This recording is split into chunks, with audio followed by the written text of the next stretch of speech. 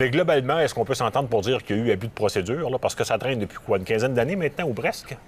Et c'est une bonne question et je pense qu'il faut vraiment faire la part des choses ici. Il faut comprendre que les 10 premières années de procédure, c'est pas des abus de procédure, c'est un dossier qui s'est rendu de 95, donc à peu près jusqu'en 2005 en Cour suprême. Ce sont des délais grosso modo normaux pour se rendre au plus haut tribunal du pays. M. Mugesera, à ce moment-là, n'a pas du tout fait abus de procédure.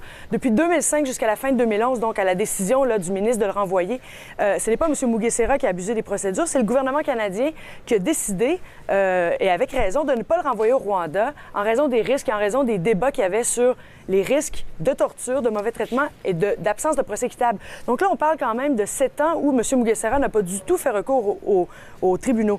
Et là, on commence une nouvelle bataille, oui, après plusieurs années, mais une bataille qui vaut la peine d'être faite. Il faut comprendre, mais je termine là-dessus, il y a pendant plusieurs années, personne, aucun pays occidentaux renvoyait les Rwandais au Rwanda pour des craintes comme celles que M. Mugesera invoque. Donc, encore une fois, c'est un nouveau chapitre.